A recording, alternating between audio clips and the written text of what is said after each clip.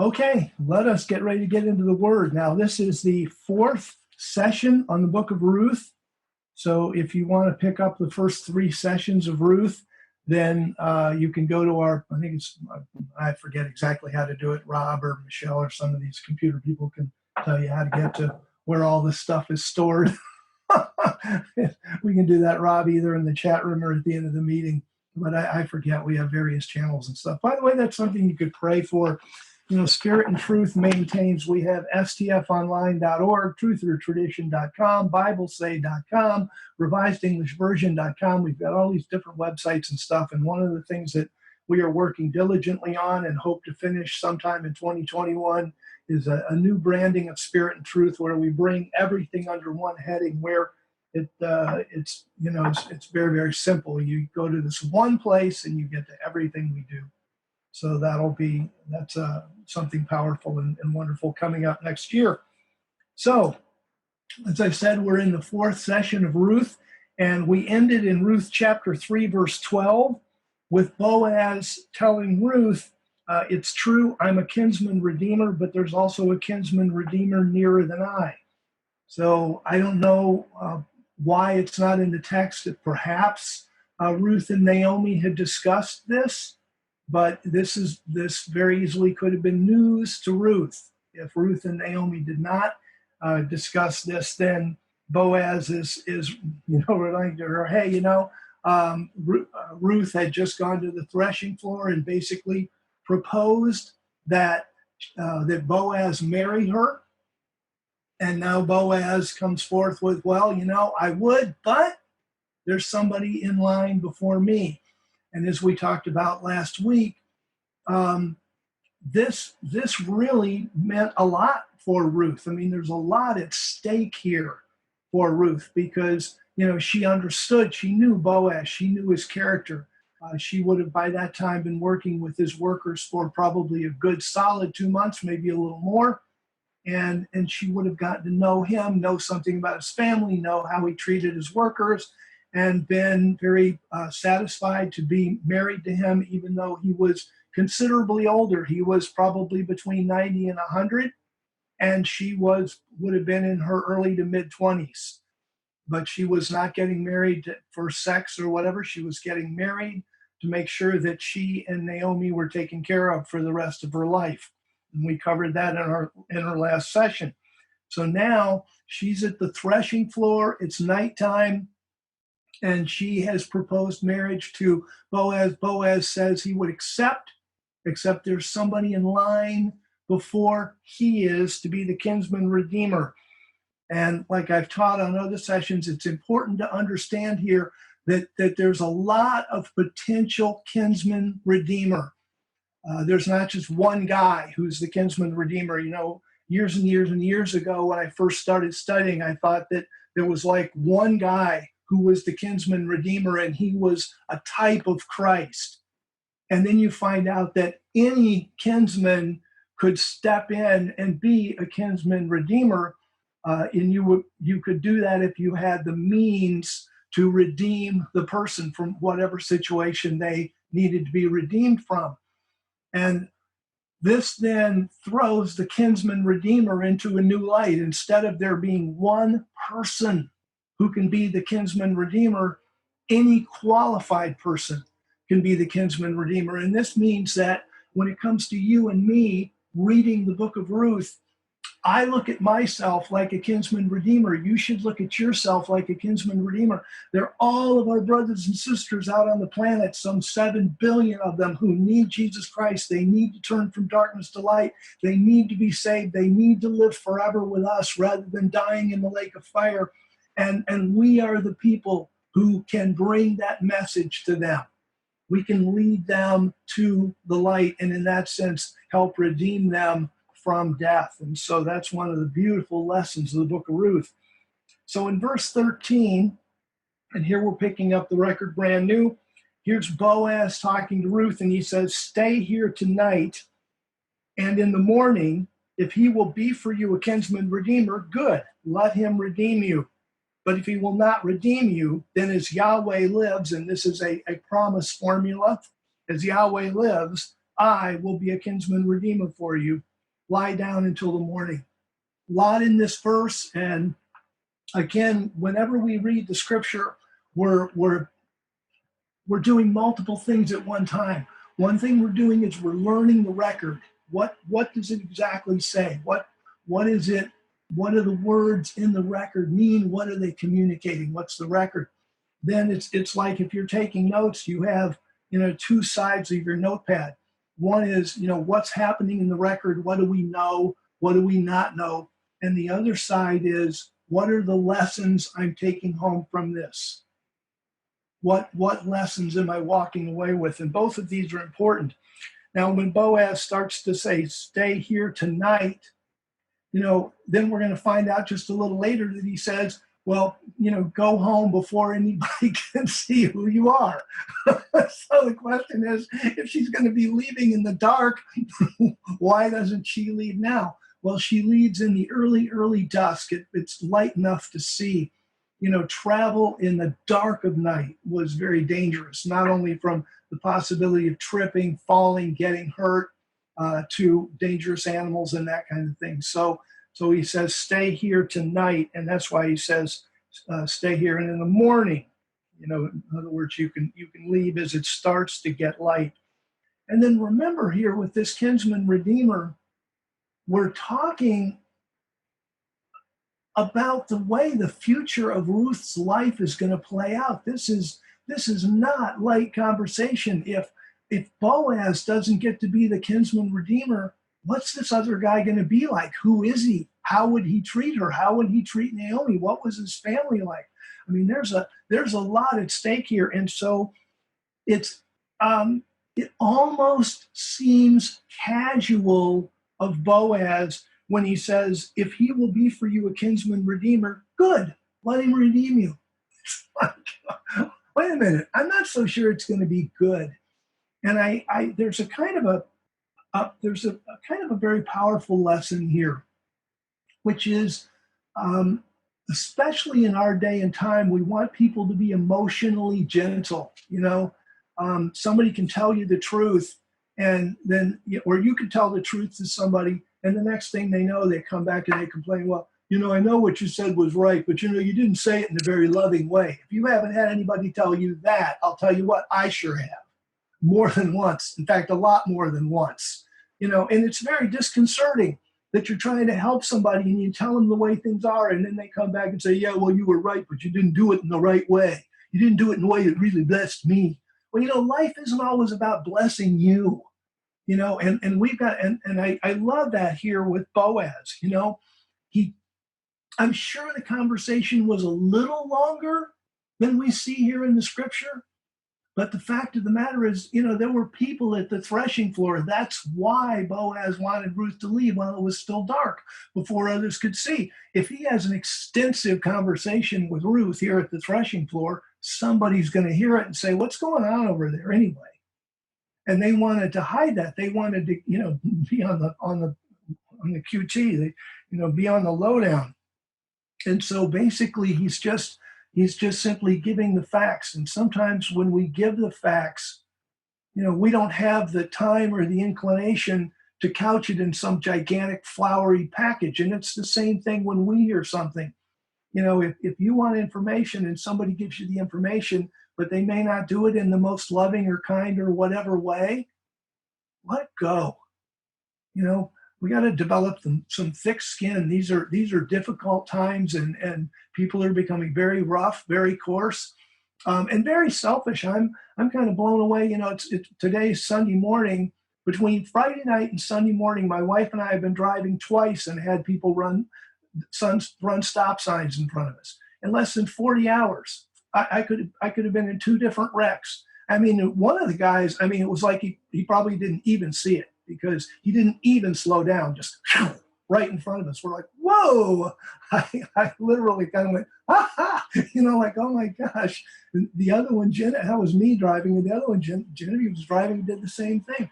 People are self-absorbed. People are they're busy, they're mentally busy. My gosh, the manifestations today are so powerful. Ellen's manifestation and Mike's manifestation both said slow down. I can't remember the last time I heard a manifestation that said slow down. Now we got two of them this morning. To me, that's the Lord speaking. Slow down. And don't run stop signs. Don't get yourself killed. Pay attention for other people who aren't paying attention. All that good stuff. And so here, Boaz just says the truth. He's a righteous man. He just speaks the truth. If this guy will be a kinsman-redeemer for you, good. Let him redeem you. It's just, it's right. He's in line. That would be fair. And you would be redeemed. And you'll work with it. Then he says, but if he will not redeem you, then as Yahweh lives, I will be a kinsman-redeemer for you. Lie down until morning. And so Boaz, again, has earlier expressed that Ruth is not going after young men. What would Ruth's life be like if she did marry Boaz? The Bible's very silent about that. We know Boaz was probably between 90 and 100 years old. May have been a little older than that, actually. So it certainly wasn't going to be a wild sex fest, and he wasn't going to be around long to take care of Ruth, this 25-year-old, something mid-20s-year-old woman. By the time she was in her mid-30s, she'd be a widow a second time.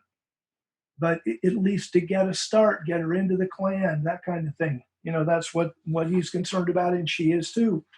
Next verse 14. So she lay at his feet until morning. She rose up, and it's kind of funny. I read the commentaries, and they say she went to sleep. I don't think so.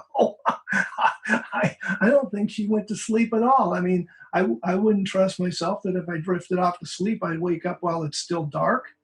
And I think that she was too excited. There was too much at stake. I think the Bible is expressing exactly the truth here. She lay at his feet until morning. She rose up before one could recognize another. And again, that's to avoid a lot of embarrassment and innuendo on that type of thing. A young woman and coming and laying next to this man all night. And he said, then here's Boaz, this is wisdom. It must not be known that the woman came to the threshing floor. And the Hebrew text does read the woman. I read a number of English versions that say a woman. Let it not be known that a woman came to the threshing floor. But the Septuagint text is the woman. And I feel confident that that's the truth because the town, remember it said earlier, Boaz said, verse 11, all the gate of my people, everybody who's important in my town knows that you're a woman of noble character. Well, if all the people in town knew in 2.5 months that Ruth was a woman of noble character, they also knew that she was working on Boaz's property that whole time. And so they would have already been thinking about, is there anything going on between Ruth or Naomi and Boaz and blah, blah, blah. So Boaz using wisdom, again, so what's the truth here? What's the denotative truth, if you will? Boaz used wisdom. What's the application truth to you and me? Walk with wisdom. It's a lot easier. Life is a lot easier if we are wise than if we let details slip. So Boaz says it must not be known that a woman came to the threshing floor. And then the next verse, I think, is more than Boaz being just simply kind. I think it's also part of his wisdom. Verse 15, he said, bring the cloak that you are wearing and hold it tightly. This is some kind of outer wear to protect from the weather or the dew or the cold, the coldness of night or whatever. The word cloak here in Ruth 3:15 is only used twice in the entire Bible, here in Isaiah chapter 3, verse 22. So there's some scholastic, scholarly argument about what kind of garment, outer garment this is, that it's only talked about twice in the entire Bible, but that's the situation. So verse 15, he said, bring the cloak that you are wearing and hold it. And I added the word tightly because that's the implied way she's got to hold it in the text. And the reason for that becomes obvious. She held it and he measured 6 measures of barley. Now, it doesn't tell us exactly what the measure is, but it's not just a little tiny measure. She wouldn't have to hold her cloak tightly, and it's not a gigantic measure. She couldn't get home. But the standard middle measure makes this about 60 pounds. So he wants her to hold her cloak tightly because he's going to load it up with about 60 pounds of grain. And obviously, this is different reasons for this. One is he wants to show his love for Ruth and his love and concern for Ruth and Naomi, making sure they have plenty of food. And this is the threshing floor. There won't be any more gleanings for Ruth and Naomi after this. The gleaning, the barley harvest is done.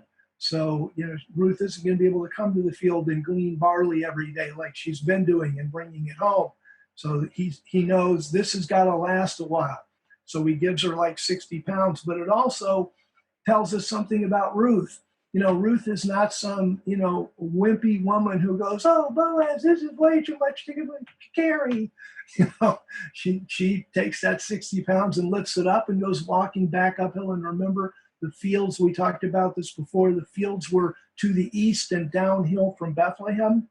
And so she would walk back uphill for the distance to Bethlehem with this 60 pounds. And that tells us something about Ruth's character, that she was more than a woman of noble character. She was a woman of strength, fidelity. Learn a lot about Ruth here. In verse 16, when she came to her mother-in-law, she said,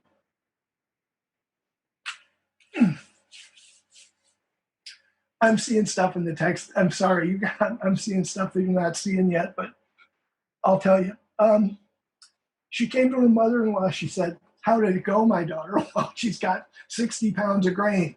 That should say that it went pretty well. But what I really love here, what really grabs me, is the Hebrew text. Because the Hebrew text reads, "Who are you?" And the reason I'm emotional right now is it's an area of my life that I'm working on. Who are you? And then you get some commentators that say that, well, it was dark and Naomi probably didn't know who it was, which to me is a ridiculous missing of the text. I mean, here, a woman shows at your door with 60 pounds of grain and you don't know who she is. She left. You knew she was coming back. I think it's pretty obvious she knew it was Ruth. What's going on here is that people change due to circumstances. You get a phone call that a person that you love has been in a car wreck. You change. The day was happy and wonderful and everything was going right, and you get a phone call like the day I got a phone call that my son had been shot in Afghanistan. Who I was changed. I was a different person 5 minutes after that than 5 minutes before that. In the way I was dealing with life, what I was focused on, what was important to me, where I wanted to go, what I wanted to do, and we change. You have a great day at work, and you make, let's say you're a salesman, and you make a lot of sales that day, and you come home and you walk in the door, and your spouse says, "Well, who are you?" And the way you are, it's like, who am I? I am Mr. Elated. I am Mr. Excited. I am Mr. Glad I can provide for the family. I am where you come home the same day and you haven't made a single sale and you've been turned down a lot and all this stuff. And who are you? And it's like, I'm Mr. Dejected. I'm Mr. Frustrated. I'm Mr. And who we are really changes. And it's something I'm trying to work on in my life, that I become more sensitive to other people. Yeah, if you know me, I tend to be very focused on the text, very factually driven. And sometimes I'm not paying close enough attention to who's out there and who they are, what's going on in their life that really matters to them. And that's why I became emotional, because this is an area I'm really trying to work on in my life. But I love how the Hebrew text, idiomatically, what does it mean? It means like, what's going on for you? How did it go? But The Hebrew text, I believe, expresses what God is trying to get us to see, that people change as circumstances change. And the person you're looking at may have been a different person yesterday because of something that shifted or something changed, or they might be the same person. They might say, I've been the same as I was for weeks, or they might be totally different. And so I love this. I mean, Naomi has sent Ruth out to propose marriage at Boaz and doesn't have a clue whether Boaz said yes, no, threw her off the threshing floor, got angry at her, tried to make love to this young woman in the middle of the night. Naomi has no idea what really happened. And so Ruth walks in the door and she says, "Who are you?" Which basically boils down to, tell me about you, tell me about what's going on. And I just love that. And then it goes on to say, and Ruth, told her, Naomi, all the man had done for her. And here, obviously, the text knows the man is Boaz. So why doesn't she say, the text says she told her all that Boaz had done for her? Well, Ruth needed a kinsman-redeemer. Ruth needed a man.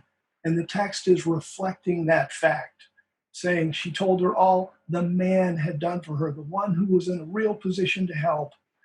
He had done for her. And so again in verse 16, when it says she told her all the man had done for her, we read this in a verse, but I guarantee you that conversation took a very long time for them to go back and forth and work through all the possibilities and the innuendos and everything that was in all those conversations, both verbal and nonverbal, from Boaz.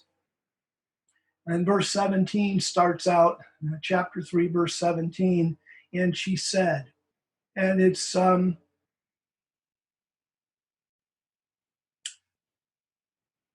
I studied the book over and over again, this became very meaningful to me, because these are the last words we hear from Ruth.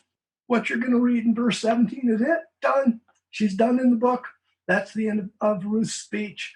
And as I got closer and closer to her, as I studied this book and read it over and over and over again, so much inside me said, God, I'd love to have met that woman. I would have loved to have known more about that woman. And such an amazing hope, that someday, we'll be up in the rapture before she ever gets up. She'll get up in the resurrection, first resurrection that starts the millennial kingdom. And I'm sure there's going to be a lot of you, especially you women, that are kind of beating a path or a door wherever she lives, saying, hey, tell me about your life. What happened? So you married Boaz and you had a kid, and then what? It just ends. And it's just amazing to me. And then I thought to myself, okay, I'm God, I'm the divine author. How many things Ruth said and did that could have been worded that would be the last words of Ruth in the Bible? What expresses the character of Ruth, the last thing that she's going to say? And I love this. She doesn't talk about herself. She is absolutely true to her character. The Bible said in verse 11, she was a woman of noble character, and she is. She started out that way in chapter 1, and here it is, her last words, and are they about her? No. Would we expect them to be about her based on what we know about her character? Absolutely not.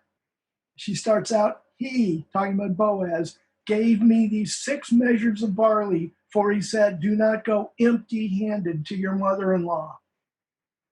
And we added the word handed to make it clear, but notice how don't go empty would be the Hebrew text. Don't go empty to your mother-in-law. And remember, Naomi's complaint about God when she first talked to the women in the village in chapter 2 was that, I went away full and I came back empty. And so now Boaz, I don't know if maybe Boaz's wife or a female relative was in on that conversation and went home and told Boaz, wow, Naomi's she's so bitter, and she said she came back empty. And so it's nice that in these last words of Ruth, it's really Ruth talking about what Boaz did and what Boaz said, and that Boaz said, I don't want you to go empty to your mother-in-law, that God is filling her. He has filled her. And so I love the fact that Ruth in her last words, talks about what Boaz has done and what Boaz has done for Naomi. And then verse 18 is the last words of Naomi. And that's interesting too, because, Naomi's interested in the future, and she's interested in care for herself and care for Ruth. And so she's got words of wisdom and she's got words of comfort, because she says, sit still, my daughter, until you know how the matter turns out. Literally, how the matter falls. And we're not really sure where the idiom came from, but it's believed that it probably came from the idea of casting lots and seeing how the lots fell out. So she's saying, until you know how the matter turns out or falls out, how the matter falls. Because I think she wisely introduces an element of it's not really doubt, but just uncertainty would be the better word. It's an element of uncertainty here. And it's not helpful to speak in certain terms if something's really uncertain. And this was uncertain. Is Boaz going to end up being the Kinsman-Redeemer or not? So she says, sit still until you know how the matter turns out. Then she comforts Ruth with this beautiful phrase about her knowledge of Boaz, for the man will not rest until he has settled the matter today. The man will not rest. And she knows that about Boaz's character. And there's a real great lesson in this. Think about how comforted both Ruth and Naomi, both Ruth and Naomi have a lot hanging on this. Ruth's got her future marriage. Who's she going to be married to? What household is she going to be part of? There's a lot hanging on this. And that's a lot of tension and anxiety to hang into, day after day after day. If it's kind of like Boaz says, yeah, well, I'll get around to seeing about a kinsman-redeemer here sooner or later. There's so much anxiety and pressure and concern about this. And for Naomi to know Boaz well enough, and for Boaz to be the kind of man that he will not rest until he has settled the matter today. I'm amazed. This takes such courage, to handle things right away. And I'll tell you, in our day and time, you and I have got to step up, and we've got to encourage people to step up and be courageous in our conversations and be loving and caring to others. There's this thing with the internet and email called ghosting, where you're in a conversation and you're in a dialogue with somebody else and they just break it off. But they don't tell you why. They just all of a sudden stop returning emails, stop returning phone calls, stop returning texts, and they're just gone. And they call it ghosting. And it's cowardice and it's lack of concern. And Philippians tells us we're to consider others better than ourselves. And I'm telling you, if you get a series of text messages from somebody that you've been in a dialogue with, and all of a sudden you just cut it off because you don't feel like entering in, you don't feel like sending a text, that's selfishness. That is not the way Christians are supposed to behave. We are not supposed to ghost one another. Yeah, it might be a difficult conversation. It's no more difficult than Ruth walking down to the threshing floor and laying at Boaz's feet and saying, marry me. That's a difficult conversation. You and I need to step up to the plate and be courageous and encourage our fellow Christians to be courageous. Because we've got to be a step above the way the world is. I expect the world to be selfish. I expect the world to be cowardly. I don't expect my brother and sister Christians to be that way, and I work hard not to be that way. And I just see this with Boaz. Gosh, I love the fact that he was so reliable. He was so reliable that Naomi could speak confidently about him. He will not rest until he has settled the matter today. That's the way you and I got to be. Now, look, it doesn't mean you have to dialogue with somebody at great length. You can just simply be honest with somebody and say, look, I'm sorry, I need to discontinue this conversation. I think Janet Speaks, I believe, turned me on to a book called Difficult Conversations or Difficult People or something like that. There are people out there that are frankly difficult, and they take your time and your energy. You don't have to spend your life, pandering to people that are wasting your life, but you just have to let them know. Look, instead of ghosting them, you just let them know. Look, I'm not interested in continuing a dialogue with you. Have a great life. Something that lets people know where they stand rather than just disappearing. Any case, enough on that. So here's Boaz now. Now we leave Ruth and we leave Naomi behind. The scene's going to shift to Boaz and really, frankly, the purposes of God, because it reminds me of the Raiders of the Lost Ark movie when Indiana Jones is threatening to blow up the Ark of God with a bazooka, and the French archaeologist says, you and I, we are passing through history. This ark, it is history. We're passing through history, and that's why we shift now in chapter 4 to moving on. Ruth and Naomi are done for their part, and the scene shifts to Boaz. And so Boaz goes up to the city gate, and he goes up because it's uphill. And it says, and he sat down there. Now he's trying to meet with this Kinsman-Redeemer that's closer to Ruth than he is. But to do that, it's not like the guy's got a cell phone and he can call him up saying, hey, are you coming to the gate today? And this is the pace of life that Boaz he goes to the city gate and he just sits down there. And twice in the manifestations today, we heard the Lord tell us, slow down. So we want to slow down. We want to be deliberate in what we do. And he sits down there. And then, amazingly enough, we see the invisible hand of God, because it seems like in the text, no sooner does Boaz sit down than, and behold, right then, hey, look at this. We see the invisible hand of God. The Kinsman-Redeemer of whom Boaz spoke came by, to whom he said, turn aside, friend, and sit down here.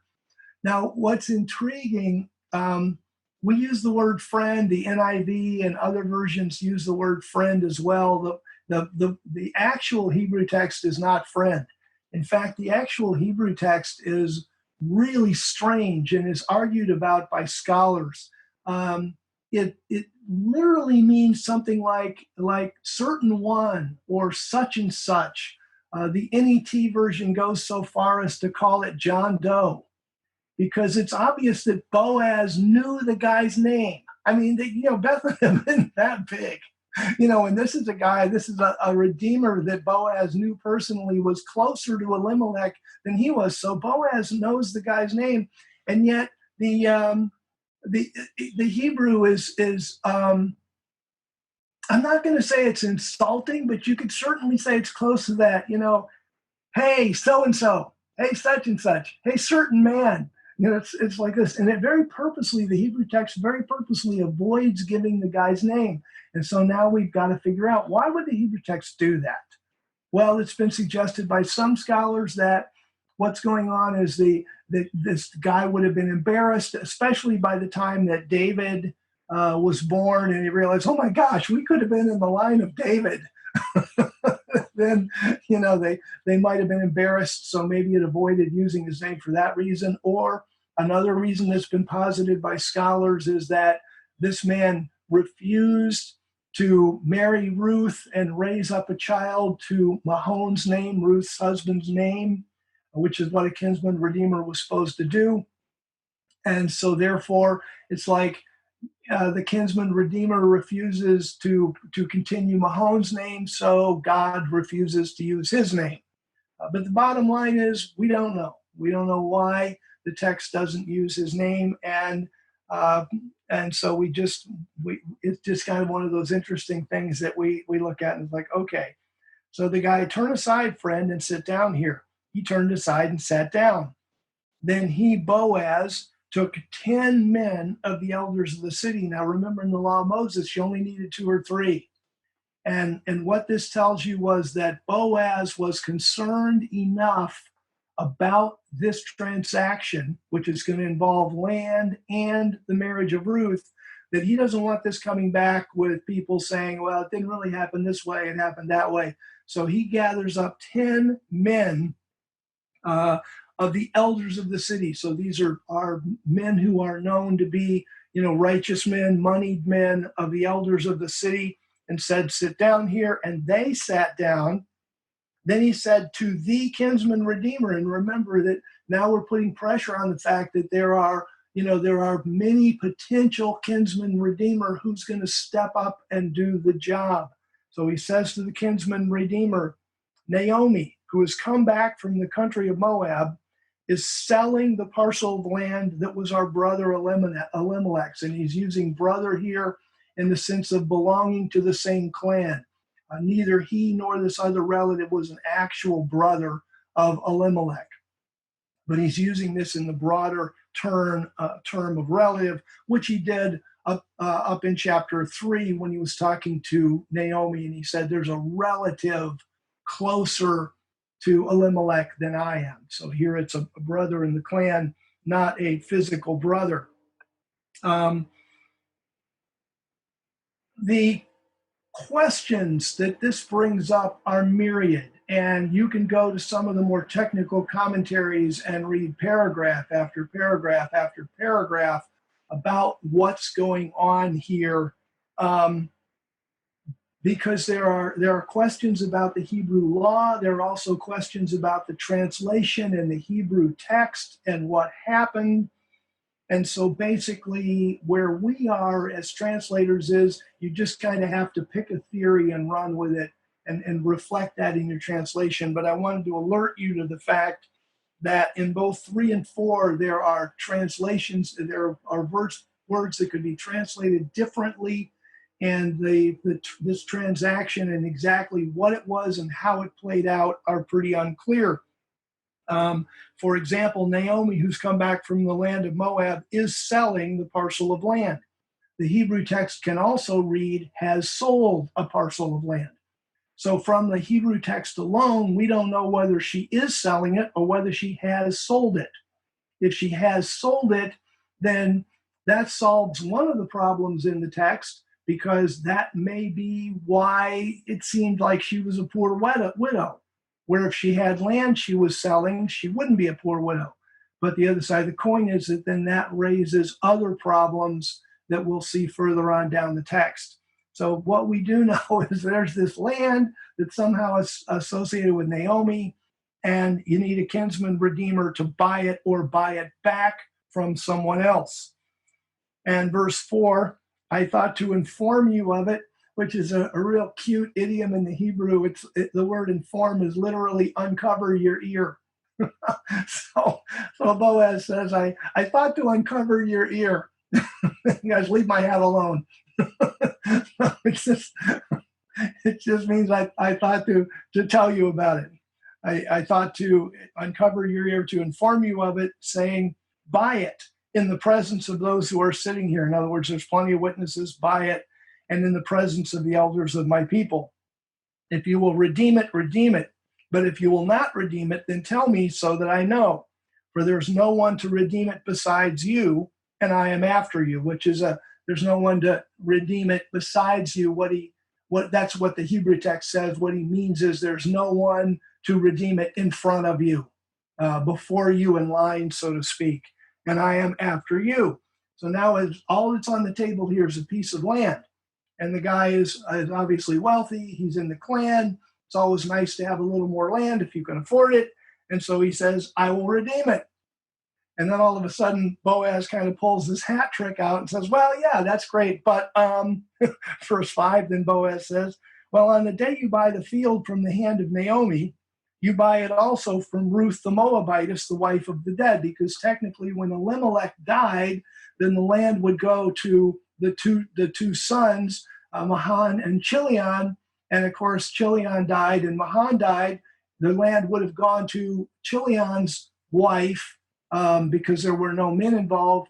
But she went back to Moab and probably remarried and have children. So she's out of the picture. So you've only got Mahan's land right that would have gone to Ruth. So she says, well, if you buy it from Naomi, then you got to also buy it from Ruth and the Moabitess, the wife of the dead, to raise up the name of the dead on his inheritance, which is what an act on what the Bible calls the Liberite Law. And the Liberite Law was if there was a woman and her husband died, then in order to maintain family and clan stability in Israel, the woman would have to marry one of the brothers of her husband. I can't imagine the position that would have put you women in. I know, for example, my wife was very happy to marry me and would not have married my brother under any circumstances. So maybe I shouldn't have said that about my brother, but I think it's still true. In any case, you just can. I just think it's so unusual that here's this law that it does show at some kind of 10,000-foot level that God is more concerned about family stability than he is about personal comfort. Thankfully, actually, in the biblical culture, the jobs between the husband and wife were so tightly defined. The women would go get water. The men would protect the family. The men would do the heavy farming. The women would. That the jobs were so tightly defined that if you were a wife in one household, it was pretty much the same as being the wife in another household, as long as your husband was nice to you, that kind of thing. It wasn't nearly as varied as in today's world, although I'm sure there were a lot of variations. And, obviously your husband dying became a really big deal, and who you were going to have to marry as a result of that. So he says, let's see. So verse 5, yeah, that's where we are. So on the day you buy the field from the hand of Naomi, you buy it also from Ruth the Moabitess, the wife of the dead, to raise up the name on his inheritance. Meaning that the Liberite law was that when a man died and the wife married the brother, the first male child of that woman took the dead husband's name and kept the dead husband's line alive. After that, any female children and any male children, second, third, fourth, they would be the children of this new husband. But the first male child would carry the name and the privileges of the husband, the first husband.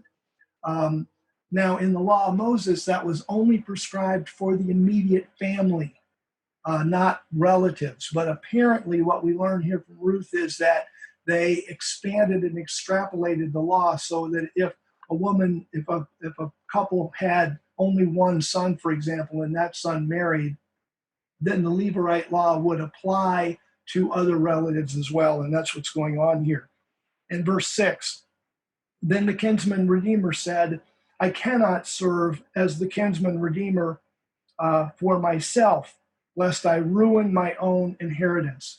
And so basically what he's bothered by is that this land would go into under another name, and then if something were to happen to his sons, for example, maybe their land would go out of that immediate family into a family with another name. So he's kind of worried about this, and he's like,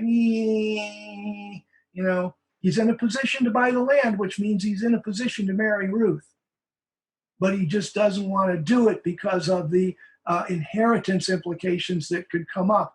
And this, I think, is again part of this 10,000-foot overview of the whole Kinsman-Redeemer thing, that it wasn't just that one guy could be a Kinsman-Redeemer.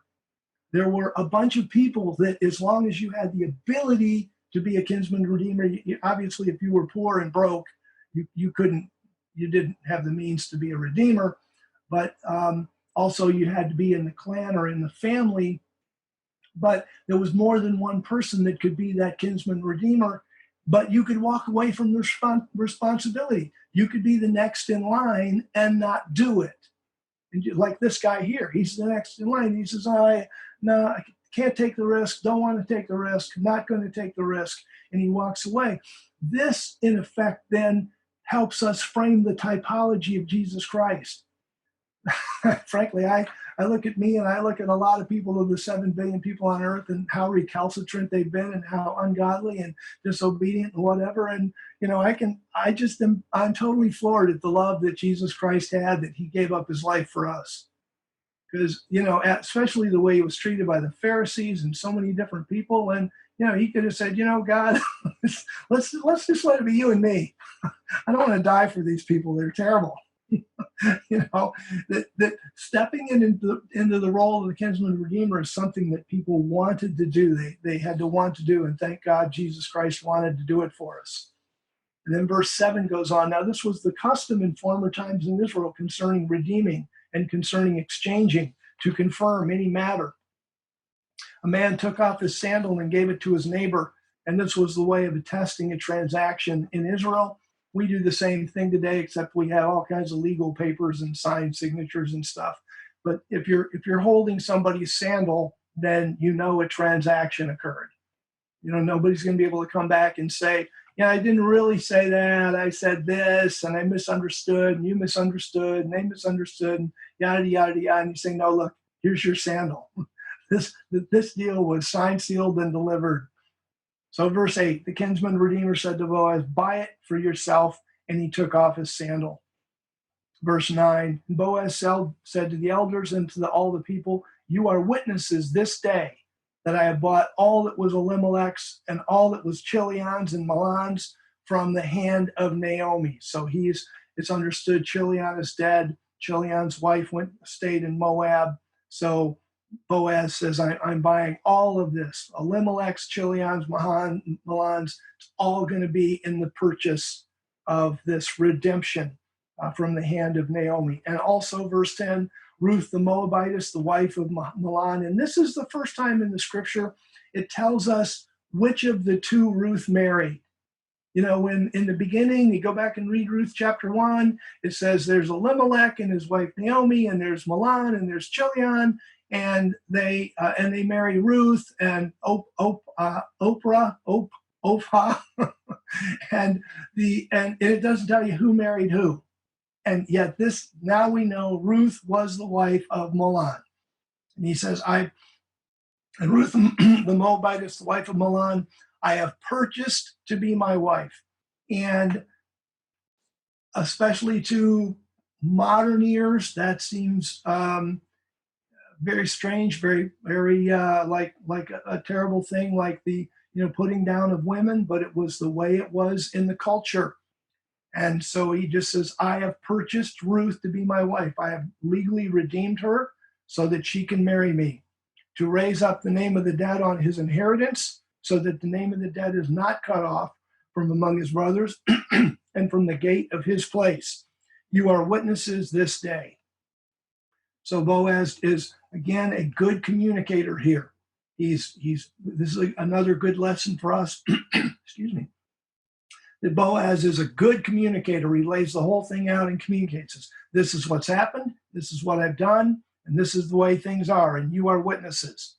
Verse 11, all the people who were at the gate and the elders said, and I like that all the people at the gate and the elders. Now we know Boaz gathered up 10 elders, but there's nothing like a meeting and discussion over marriage that draws a crowd. Everybody, now what's happening here? We want to know. And you can just see there's a couple people, and if people see the crowd and they're like, what's going on? And then more people join the crowd, and the next thing you know, you've got this giant crowd at the gate of Bethlehem. And so that's where at verse 11, all the people who were at the gate, and of course those 10 elders he rounded up, said, witnesses. And that's what the Hebrew reads. We add the we are because it's implied, but basically, he says, Boaz says, you are witnesses, and they go, witnesses. So they're all excited about, next thing you know, they're probably wearing a button, I was a witness, that kind of thing, but just very excited about that. Witnesses. And then look what the people say. And this is so interesting. And this is where you've got to have a little bit of background to really understand what's going on in the text. He said that all these people kind of shout out, and they didn't recite this. So obviously you can imagine after Boaz announces that he's going to marry Ruth, every little group in the crowd is going to be saying something different, and now and chat, that's going to go on for a very long time. And so God has to kind of distill this down into a meaningful, chewy caramel center message, which he does here. And again, if you were going to write this into a play that was more than 4 chapters, you could invent characters and they could have this conversation over here and this conversation over here. And he's so much older than she is. How is she going to do? And, he's so much younger than he is. She's going to wear him out. And she's a Moabitess. Why is he doing this? And is this going to besmirch the reputation? I mean, there could have been gazillions of conversations, but this gets boiled down to, we're witnesses. May Yahweh make the woman who is coming to your house, which is obviously Ruth, like Rachel and like Leah, the two who built the house of Israel. Now, Rachel and Leah, if you remember, in Genesis chapter 29 and Genesis 30, got into this baby war. They both, Rachel and Leah, both married Jacob.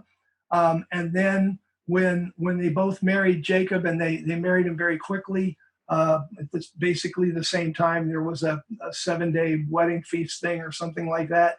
That then Leah immediately had 4 children, Reuben, Simeon, Gad, or Levi, Judah. Yeah, Reuben, Simeon, Levi, Judah. Bang, bang, bang, 4 children. And Rachel is like beside herself, and she goes to Jacob, "Give me children or I will die." And she comes up with this thing that she could give her slave girl. And so, and that's how you get the 12 sons of Israel, which became the 12 tribes of Israel. And of course, Jacob also had a daughter in there named Dinah.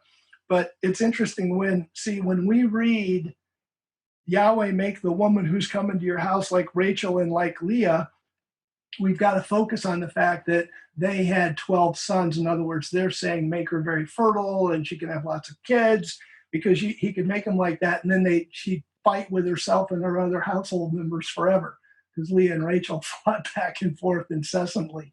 So there's an angle there. But Rachel and Leah built the house of Israel. And may you do worthily. And Ephrathah, apparently another name for Bethlehem, or an area around Bethlehem. It means fertile. And be famous in Bethlehem. And then verse 12, may your house be like the house of Perez, whom Tamar bore to Judah. And that also, Tamar was Canaanite, apparently, who pretended to be a prostitute.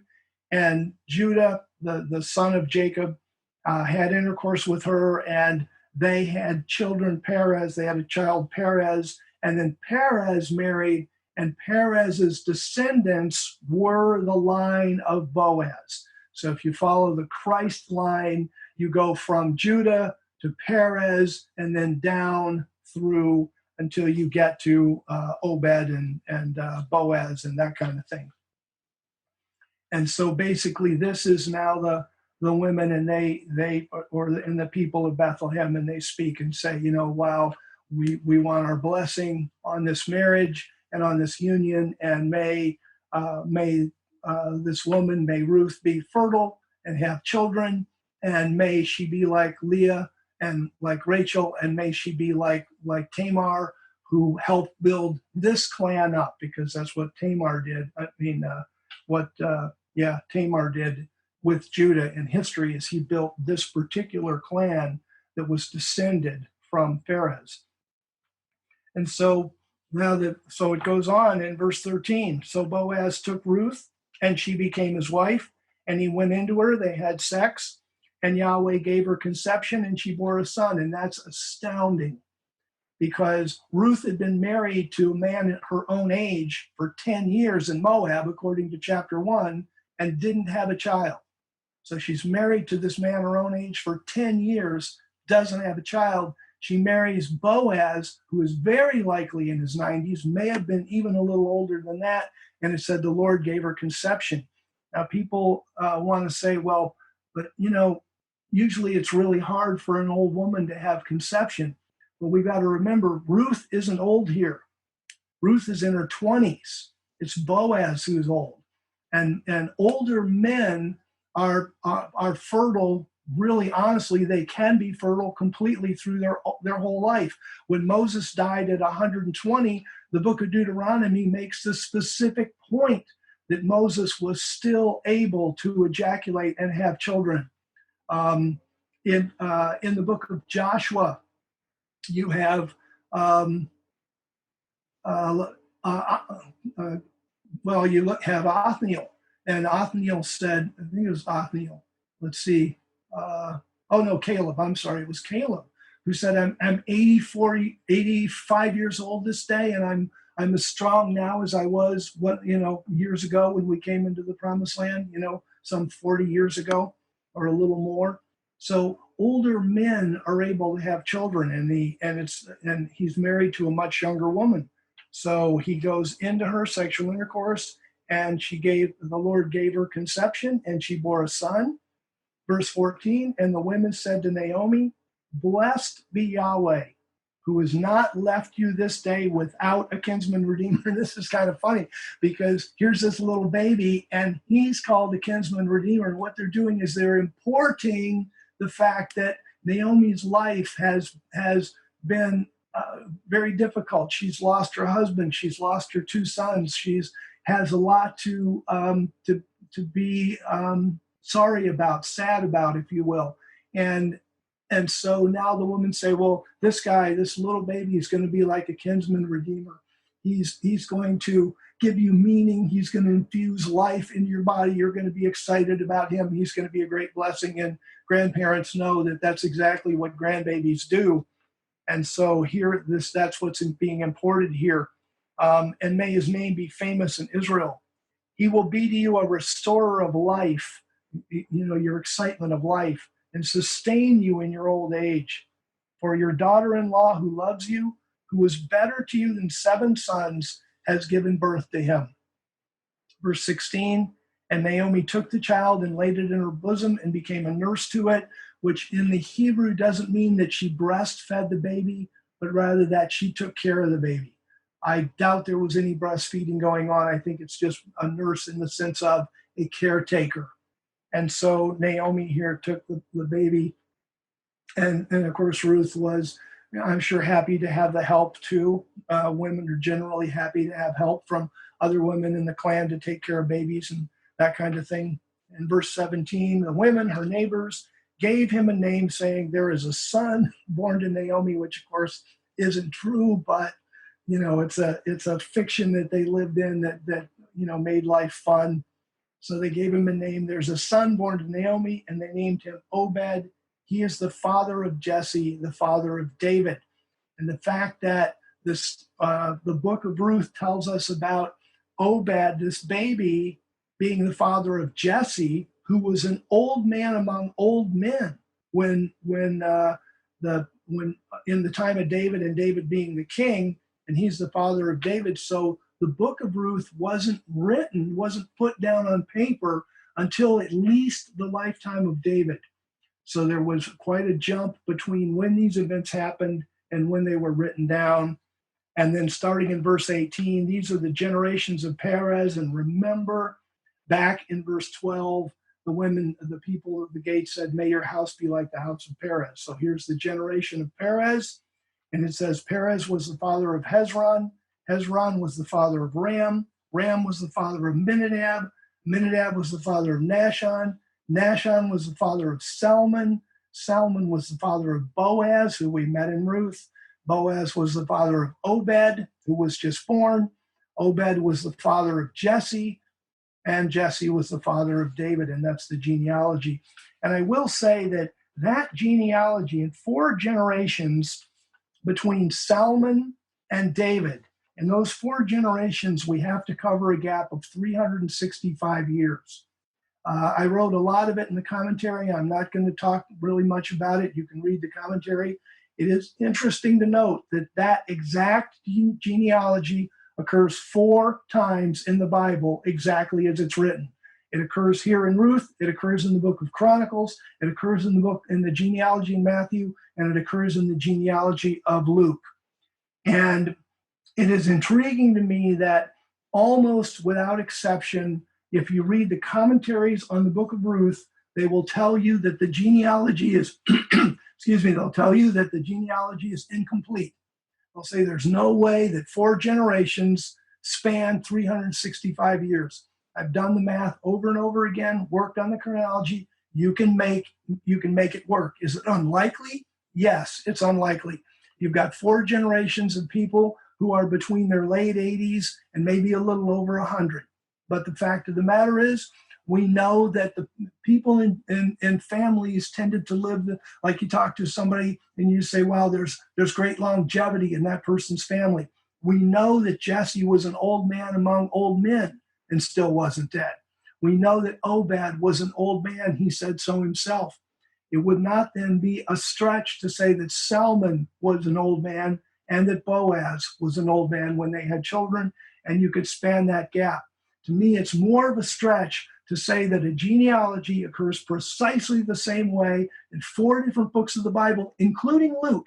You could take a look at the genealogies in the Old Testament and say, yeah, sometimes they add or subtract a generation. You could look at the genealogy in Matthew and say, there's some generations missing from Matthew, and there are, but you can't do that with Luke. And Luke, the genealogy is perfect. It's never been shown that there's anybody missing or added from the genealogy of Luke. And for Luke to give this perfect genealogy, to me, it's just, it's unlikely, but we have an unlikely God. We have a God that works in unlikely and unusual situations. And to me, it's much more unlikely that you would have 4 generations in the Word of 4 statements of layouts of genealogy in the Word of God, and that they are all wrong, than to have those 4 and say, this is the Word of God, this is what it says, and it will work. If we're willing to believe that God works with unusual situations and we crunch the numbers properly, and I've done that in the commentary, and you can read the REV commentary on that. So this concludes my teaching of the book of Ruth. It's like I say, there's just so many great lessons starting in chapter 1. I trust you've enjoyed this as much as I have. I've certainly loved doing the research behind it, and we'll continue with other stuff next Sunday. So I open the floor for discussion, and thank you for being with me for such a long time. I really wanted to get Ruth taken care of and finished this Sunday. So thank you very much for hanging in there with me for this.